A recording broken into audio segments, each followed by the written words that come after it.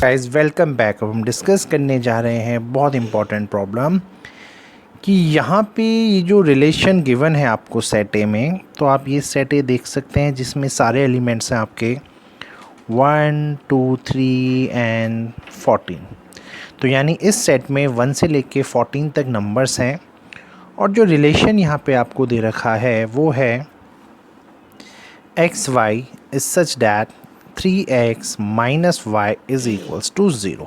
ठीक है, तो अब अगर मैं इस सेट से यहाँ एक रिलेशन बनाना चाहूँ तो वो क्या क्या बन सकता है वो देखते हैं। तो इस रिलेशन में कौन कौन आएगा बेटा वो देखते हैं। अगर आपने इस चीज़ को अगर आप फर्दर एक इजी वे में सॉल्व करना चाहते हैं तो this we can say is 3x is equals to y।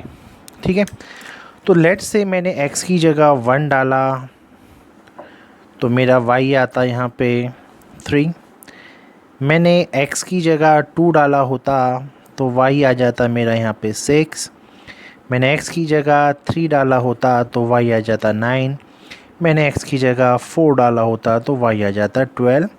और अगर मैंने x की जगह 5 डाला होता तो y आ जाता 15। बट 15 इस सेट ए में नहीं है, तो 5 और 15 से रिलेटेड कोई भी चीज़ इस सेट में नहीं आएगी। ठीक है, तो जो यहाँ पे आ रहा है वो है ये वाला रिलेशन।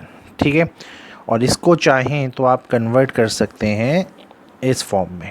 तो यहाँ तक तो क्वेश्चन समझ में आ गया होगा आप लोगों को। ठीक है, अब यहाँ फर्दर क्या होगा, रिफ्लेक्सिव के लिए आप लोगों को पता है इस रिलेशन में ए और ए का होना बहुत ही इम्पॉर्टेंट था, और जहाँ पे कि ये सारे ए किसको बिलोंग करने चाहिए, इस सेट ए को।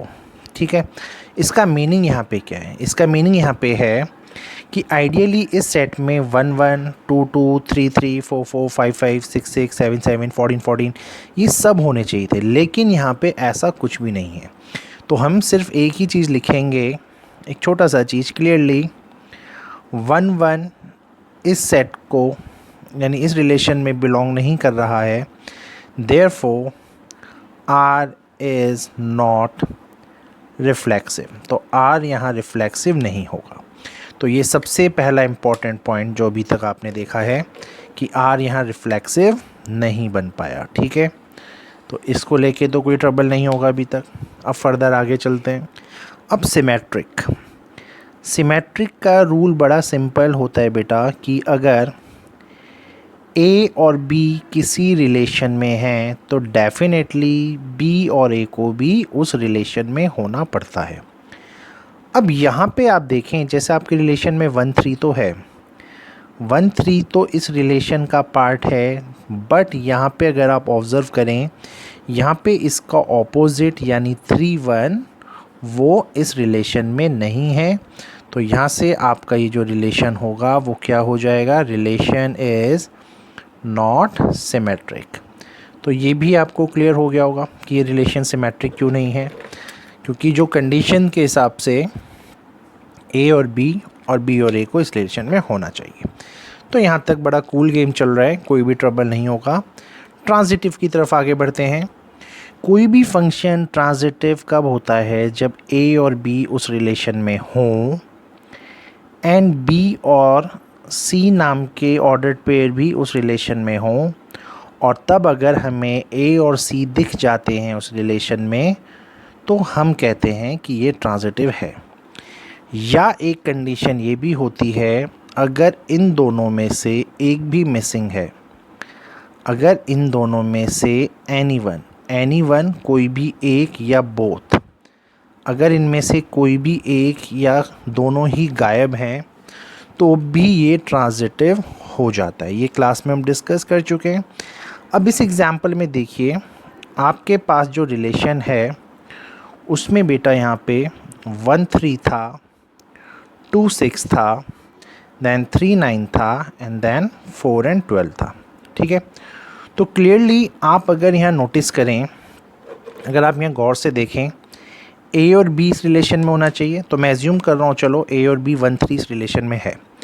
1 3 इस रिलेशन में है, तो क्या यहाँ पे ऐसा कोई भी पेयर ऐसा दिख रहा है जो 3 से स्टार्ट हो? 3 से स्टार्ट हो, क्या आपको कोई दिख रहा है? डेफिनेटली यहाँ दिख रहा है, 3 और 9 ये है।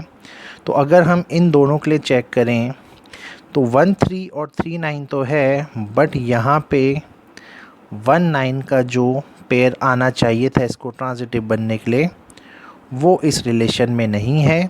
तो इस वजह से आपका R इज़ नॉट ट्रांजिटिव। ठीक है, आपने कौन कौन से ढूंढने होते हैं? अगर ए बी और बी सी आपको दिख जाए, जैसे ए बी और बी सी है ना, अगर ए बी और बी सी टाइप का कुछ दिख जाए तो ए और सी को उस रिलेशन में होना चाहिए, जो कि इस रिलेशन में नहीं आया। तो I hope the question is clear to you. Thank you.